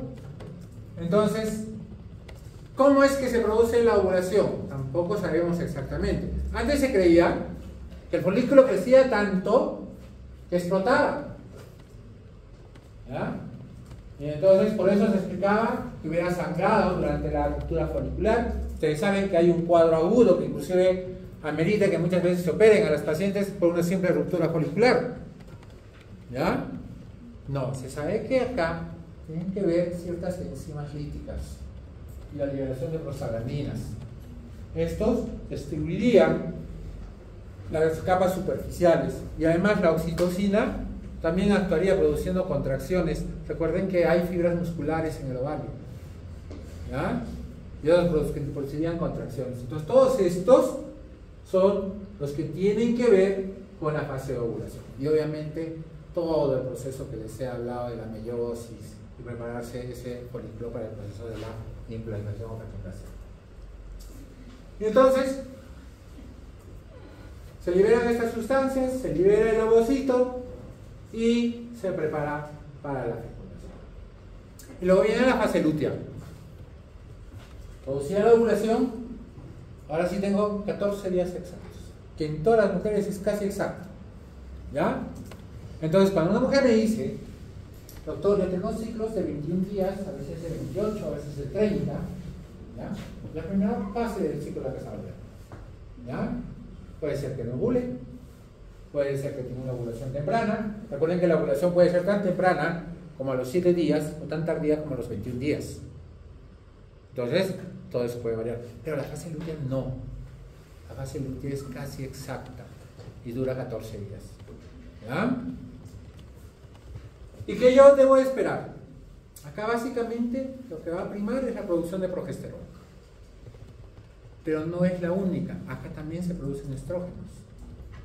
porque se van a producir receptores para progesterona y receptores para estrógenos. Por eso es que ustedes ven en el ciclo ovárico cómo el estradiol se eleva más o menos a partir del día 18 y se mantiene hasta el 22, día 23. ¿Ya? Por este motivo. Y la progesterona empieza a elevarse exponencialmente, porque la progesterona va a tener un efecto muy importante sobre el endometrio. Recuerden que el endometrio creció básicamente por efecto estrogénico durante la primera fase, ¿ya? Pero en la segunda fase ese endometrio tiene que madurar, tiene que hacerse receptivo. ¿Y cómo se hace receptivo? Haciendo que los vasos se vuelvan más tortuosos y en mayor cantidad, haciendo que las células se llenen de glucógeno, de tal manera que se convierta ahora en un endometrio receptivo de haber una posible fecundación y se pueda producir la implantación. Si yo no tengo una buena producción de progesterona, pues ese endometrio no va a ser receptivo y por lo tanto esa paciente va a tener problemas de implantación. ¿Listo?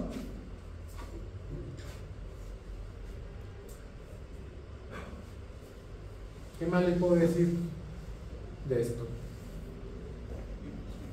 Esta parte quizás es importante. Más o menos ya al final de la fase lútea, el estradiol presente se va a convertir en estrona, que no es un estrógeno que sea muy importante en la mujer, pero acá se produce. ¿Ya? Y se debe a esta enzima, a la 17 beta hidroxiesteroide deshidrogenasa tipo 2. Entonces, repasando. Nivel de FSH, pico de la LH, ovulación, papel de la inhibina B, de la inhibina A, pero esto es lo que me interesa.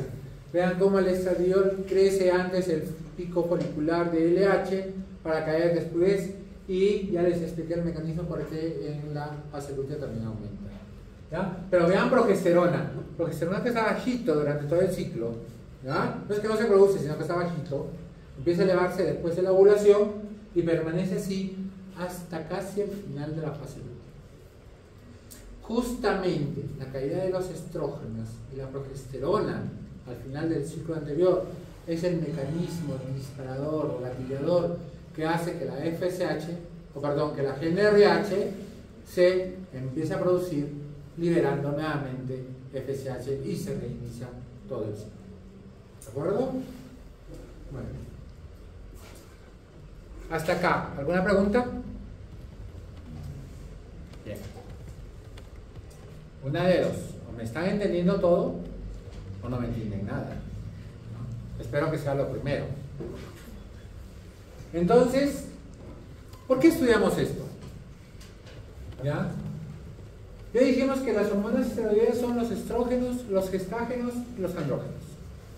Y cada una de ellas tiene funciones específicas que van a marcar el ritmo de vida de una mujer.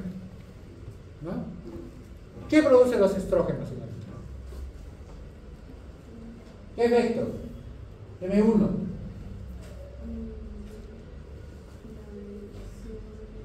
No sabe. ¿Usted? ¿No sabe? Interesante. ¿Usted? Tampoco. ¿Usted? Proliferación del epitelio vaginal. No. Funciona más que en la fase lútea y ya se tiene. No. ¿Quién sabe, por favor? Los estrógenos, señoritas, es lo que marca la diferencia entre usted y usted. Usted tiene la piel más fina que él, ¿no? Porque no creo que se compare su piel de él con la piel de usted, ¿no es cierto? Hay una pequeña diferencia. Bien, esa diferencia lo dan los estrógenos. El crecimiento de las mamas, el ensanchamiento de las caderas, la voz fina, todas las características femeninas las dan los estrógenos. ¿Ya? Por eso cuando la mujer entra en la menopausia, pierde muchas de esas características, ¿no? Los senos se les caen, los glúteos se les caen, la piel es más gruesa, ¿no? Sufren de irritabilidad, depresión. Por eso es importante. Por eso es que nosotros tenemos que estudiar estas hormonas. ¿Ya? En cambio, la progesterona también es importante, pero hace todo lo contrario que hacen los estrógenos. A ver, doctor. Usted que es hincha de Alianza Lima, no va a ir a ver el partido, ¿no? Pero va a perder, ¿no? ¿Sabe usted? Es como si le dijera si va a aprobar el curso de ginecología. ¿Va a aprobar? Espera. Dígame, ¿en qué etapa del ciclo ovárico usted enamoraría de la mujer? ¿En la fase folicular o en la fase lútea?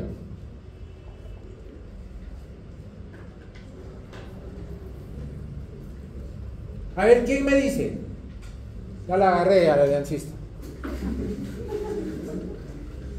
Díganme, ¿en qué etapa enamorarían a una mujer? Si quieren que les acepte, claro está, ¿no? ¿Nada? ¿Por qué? ¿Por qué? ¿Por la ovulación? ¿Por los estrógenos? ¿Sí? ¿Tú eres más receptiva en la primera fase del ciclo?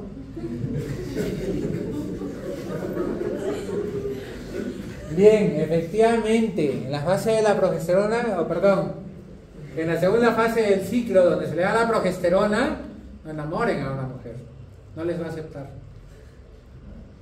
Ese efecto tiene esta hormona. ¿Ya?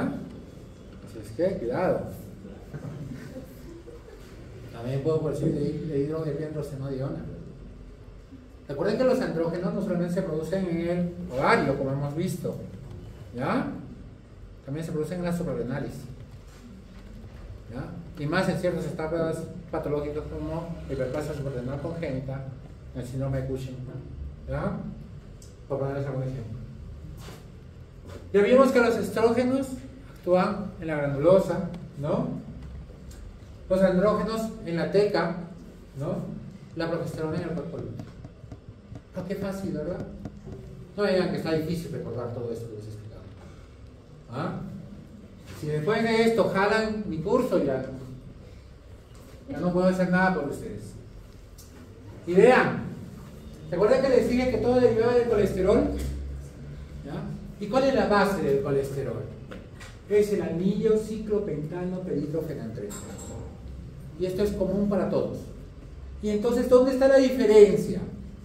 La diferencia está en que si yo hago el cambio en el carbono 22, voy a tener un esteroide de 21 carbonos y el núcleo se llama pregnano. ¿Ya? Ese es el origen de los progestágenos. Y si yo tengo, ya no en el carbono 21, sino pierdo la cadena lateral en el carbono 17, ¿ya? Y tengo un esteroide de 19 átomos, entonces ahora yo voy a tener a los andrógenos.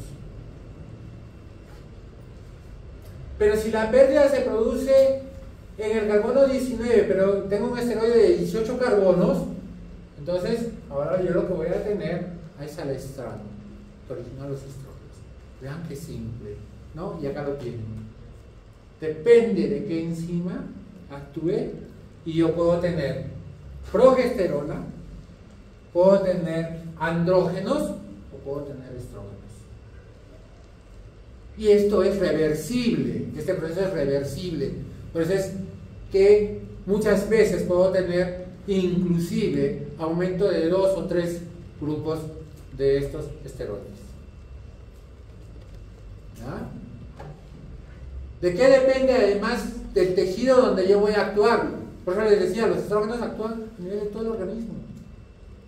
Ustedes sabían que el hecho de que sean inteligentes, para que ahora las damas, depende mucho de los estrógenos. ¿Sí? ¿Sabían o no sabían? Deben saberlo, porque cuando ingresen a la menopausia, no es que se van a volver puras, pero aumenta la incidencia de Alzheimer. Factor de riesgo para Alzheimer, ser mujer. ¿Ya? Y lo otro de qué depende son de la enzima que actúa. Yo puedo tener hidroxilasas, isomerasas, puedo tener aromatasas, dependiendo de esa enzima, es que yo le voy a dar la funcionalidad. ¿Ya? Y vean toda la cantidad de enzimas que están relacionadas con la función de o de la sustancia sobre la cual actúa. Repetirles que la suprarrenal también va a formar de hidroepiandrostenodiona y delta 4 androstenodiona, que son los andrógenos principales antes de la testosterona. En cambio, el ovario fabrica delta 4 androstenodiona y testosterona principalmente. ¿Ya? Y ahí ya vimos que se forman los estrógenos. Entonces, para que se formen estrógenos, teoría de las dos células, todos con autótropas. ¿Sí? La teca y la granulosa, la FSH y la LH. ¿Qué más? Es más de lo mismo. Acá quizás resaltar el efecto que tiene, ¿no? Cuando se forman los andrógenos, va a inducir también esta parte a la inducción de la ruptura folicular. Cuando se forman estrógenos, hay pues proliferación celular, expresión de receptores para FSH, expresión de la aromatasa, expresión de receptores para LH, síntesis de inhibina. Eso ya lo hemos realizado. Ni siquiera deberíamos tocar. Y esto sí es importante. Saber que los estrógenos, el estradiol es el más importante. La estrona más se presenta en la fase postmenopáusica. Y el estriol se fabrica muy poquito. El estradiol es el más potente de los estrógenos. ¿Ya? Pero miren, del ovario pasa a la circulación 3% en forma libre. 60% se une a la albúmina y 37% a la SHBG. Y estos dos no me sirven, porque estos no tienen actividad sobre el organismo. Solo la fracción libre es la que me interesa. En este caso es el 3%. Pero, y acá siempre hay un pero, cuando yo hablo de los estrógenos circulantes, tengo que hablar de esta fracción libre, que esa es la tasa de secreción, más la tasa de conversión, que está dada por las suprarrenales y el tejido adiposo. ¿Ya? Entonces, eso va a influenciar en estos estrógenos circulantes. Y acá lo dice, ¿no? La degradación se produce principalmente en el hígado, la mitad de esto vuelve a la circulación general y una gran parte es eliminada por las heces. Mecanismo de acción, así para resumir, depende, que les dije, del receptor específico, ¿ya? Pero que básicamente hace, estimula el desarrollo de los caracteres sexuales secundarios femeninos. ¿Ya? Y me da vergüenza que no sepan qué hacen los estrógenos con ustedes. Ustedes pueden ser violadas por los estrógenos y no dicen nada. Induce la proliferación, crecimiento y aumento del trofismo de los órganos genitales a nivel general. Eso es lo que has querido decir. Pero no es que actúa a nivel del periodo vaginal. Aunque sí actúa, pero no de esta manera. Te voy a explicar. Para que no quede duda. No es que por efecto estrogénico crezca el epitelio vaginal. No. ¿Ya? Como si lo hace, por ejemplo, a nivel del endometrio. En el endometrio, por efecto estrogénico, crece el endometrio. ¿Ya? Por efecto de este decrecimiento, crecen los senos, crecen los glúteos, ¿no? A mí me faltan estrógenos.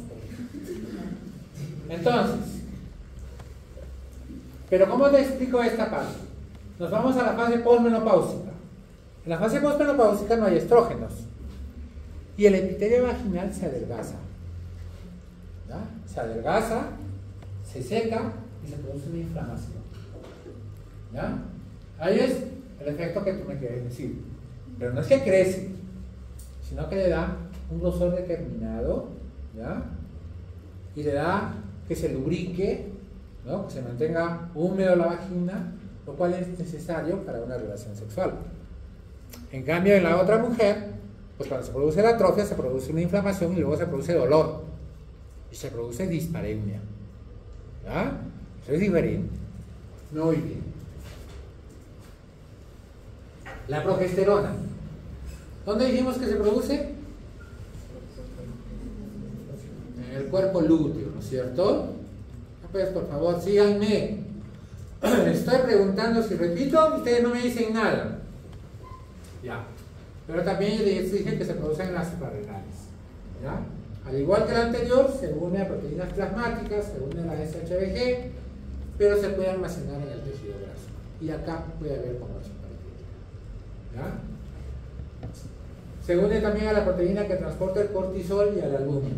La degradación se produce por el hígado y es eliminada por la orina como pregnenolona. ¿Qué hace la progesterona? Les dije que hace justamente el efecto contrario al del estrógeno. Si el estrógeno hace crecer el endometrio, la progesterona lo enriquece en un primer momento, pero luego lo prepara para que se caiga y lo va a adelgazar hasta que se produce la menstruación, ¿no es cierto? Entonces todo aquello que hace crecer los estrógenos, la progesterona lo adelgaza. ¿Ya? En un primer momento prepara el endometrio para la implantación, pero luego hace o produce cambios secretorios. Disminuye la contractibilidad del útero, por eso usamos progesterona en la amenaza de parto pretérmino. ¿Ya? ¿Por qué? Porque inhibe las contracciones uterinas. ¿Ya? Induce hiperemia y congestión mamaria. Por eso ustedes van a ver que cuando den progestágenos como método anticonceptivo, la paciente va a venir y va a decir: doctor, tengo sensible los senos. Y exactamente los pezones. No quiero que nadie me toque ni el brasier. Es efecto. ¿Ya? Y también les va a decir: doctor, me he subido de peso. Y ustedes le van a decir: ¿para qué come tanto? ¿Ya? Pero el factor que induce ese aumento de peso está dado por la progesterona. Claro que no te sube 5 kilos, ¿no? Pero si tienes en cuenta que te retiene agua y el efecto de la progesterona, pues tiendes a subir de peso. Más lo que come bien, pues una paciente flaquita termina un poquito llenita. Entonces tenemos que trabajar en eso. Y cuando hay un anticonceptivo, aprendan a recomendar. ¿Ya? Ahí tienen, ejerce acción anabólica. ¿Ya? Aumenta la temperatura basal, ¿no es cierto? La segunda fase del ciclo se caracteriza por un aumento de medio grado de la temperatura, ¿no? Para los que se cuidan con el método del termómetro. Disminuye la atracción sexual. Por eso les decía, nunca enamoren en esta fase. ¿Ya? Y tiene otras. Y los andrógenos, vean, el ovario sintetiza, ya dijimos, androstenodiona, dehidroepiandrostenodiona, y si bien la mayoría se transforman en estrógenos, en ciertas patologías como en el síndrome de ovario poliquístico no hay transformación estrogénica y se produce un hiperandrogenismo. Y el hiperandrogenismo va a tener consecuencias muy serias sobre las mujercitas, ¿ya? Porque son mujeres entre 21 y 30 años y obviamente quieren verse bonitas, quieren verse bellas, ¿no? Y de repente les empieza a salir un acné, bastante acné, que antes no tenían. Se les empieza a caer el pelo, ¿ah? Empiezan a engordar, empieza a haber hirsutismo, les empieza a crecer vello en todo sitio, ¿no? Y la mujer se preocupa: ¿qué está pasando conmigo? Afecta el hiperandrogenismo. Pero no crean que todo es malo en el hiperandrogenismo, ¿ya? Se sabe que los andrógenos tienen mucho que ver con el placer sexual, con la actividad sexual, ¿ya? El deseo sexual, el orgasmo está muy relacionado.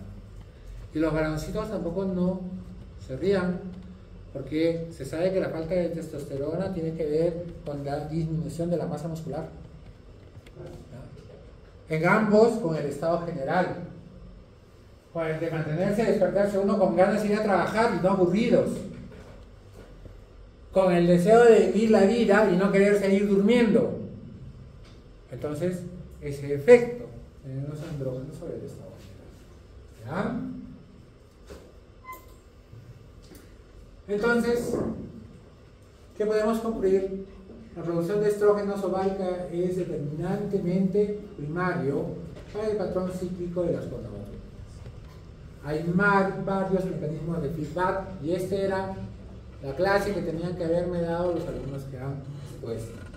y saber que existen mecanismos largos, cortos y ultracortos. Largos, por ejemplo, entre el ovario y el hipotálamo, ¿no? Cortos entre el hipotálamo y la hipófisis, ¿ya? O entre el hipotálamo y el sistema nervioso central. Y ultracortos entre las hormonas liberadoras. ¿Ya? Eso era lo que yo quería que me expongan. Lo han hecho más o menos. ¿Y qué predomina? ¿Ya? El efecto negativo, señores, no el efecto positivo. ¿Ya? Predomina la inhibición. ¿Ya? Y acá les regalo esta diapositiva para que recuerden todos los mecanismos que tienen que ver con retroalimentación negativa y positiva. Y por ejemplo, ahí ven la progesterona, ¿ya? ¿Dónde actúa? Principalmente a nivel de la LH. ¿Y la LH dónde está? ¿En el hipotálamo o en la hipófisis? Entonces, ya saben dónde actúa la LH. ¿Listo? Muy bien, señores. Su clase ha terminado.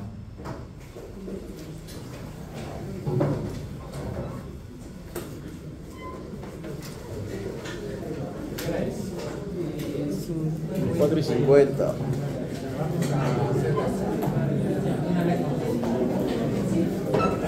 Señores, en el aula virtual ya está subido su sílabus y su guía de práctica, que la pueden tomar